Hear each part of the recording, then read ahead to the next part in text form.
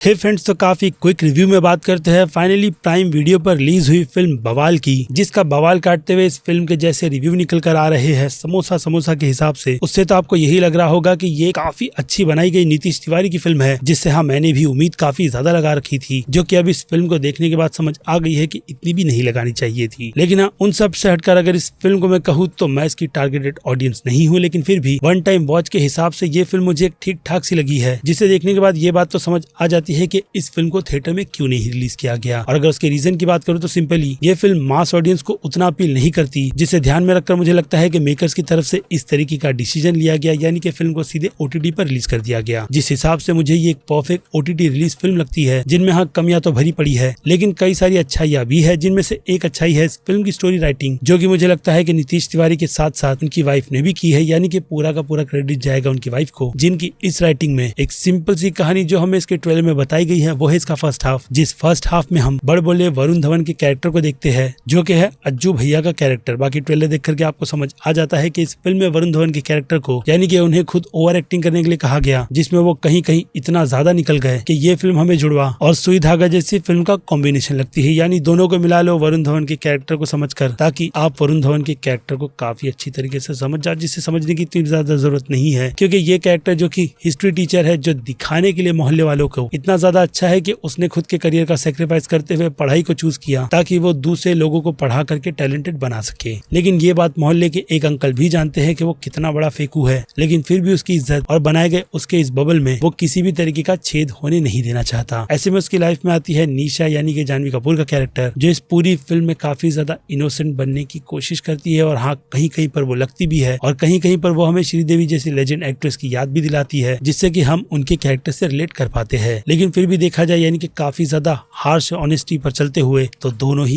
Actors को acting नहीं आती, जिस कारण से मेरा फ्लो इस फिल्म के फर्स्ट हाफ से टूट रहा था। लेकिन जैसे तैसे जब फिल्म का सेकंड हाफ शुरू हुआ तो फिल्म ने मुझे कहीं ना कहीं सेटिस्फाई करते हुए ठीक ठाक सी एंडिंग दे दी, जिस पूरी फिल्म को मैं उसके चलते बिल्कुल भी ज्यादा हार्श जज नहीं करूंगा। लेकिन फिर से कहूंगा, वन टाइम वॉच देखो और भूल जाओ, उस हिसाब की फिल्म है। लेकिन अगर आप प्रो ऑडियंस हो और आपने ट्रेलर देख रखा है तो आपको पता है कि आप किस तरीके की फिल्म देखने वाले हो, जिससे मुझे लगता है कि आप पूरी तरीके से अट्रैक्ट होगे। क्योंकि अब उसी राह पर फिल्म की थोड़ी बहुत और कहानी को एक्सप्लोर करे तो जानवी कपूर के कैरेक्टर के उसकी लाइफ में आने के बाद, यानी कि अजय भैया की लाइफ में आने के बाद, उसे लगता है कि जिस लड़की को उसने सोच समझ करके शादी की थी वो उसके हिसाब से बिल्कुल भी परफेक्ट नहीं है, क्योंकि कुछ तो प्रॉब्लम है, जिसके बाद हिस्ट्री का लेसन अज्जू भैया पर इतना ज्यादा भारी पड़ता है कि वो उससे बचने के लिए सीधे लंदन चला जाता है। और फिर वर्ल्ड वॉर 2 के इवेंट और इनकी लाइफ में चल रही कुछ चीजें, कैसे वो कहते हैं ना कि आपस में टकराती है, और फिर एंड इन कैरेक्टर्स के साथ में क्या करता है क्या नहीं, उसके लिए आपको देखनी होगी फिल्म, क्योंकि मेकर्स ने सस्पेंस रखा है, तो मैं भी रखते हुए, जो कि छोटा मोटा ही है, कहीं ना कहीं आपकी थोड़ी बहुत उम्मीदें तो जगा सकता हूँ। जिसमें अब बात की जाए फिल्म के प्रोडक्शन की, तो पूरी लोकेशन, ठीक ठाक से बीजीएम और हाँ ऐसे गाने जिसे मैं सुनकर भूल जाऊं,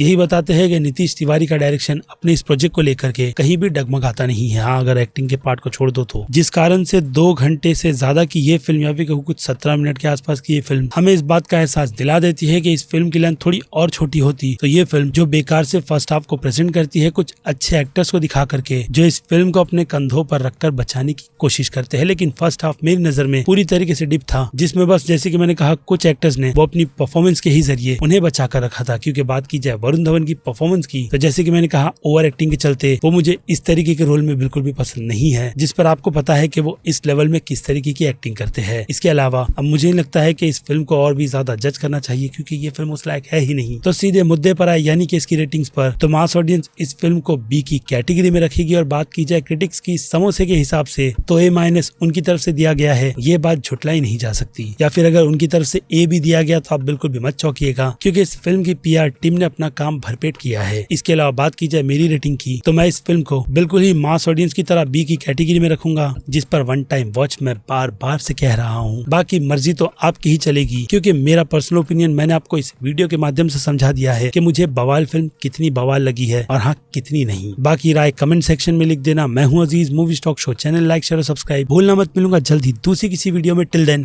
बाय।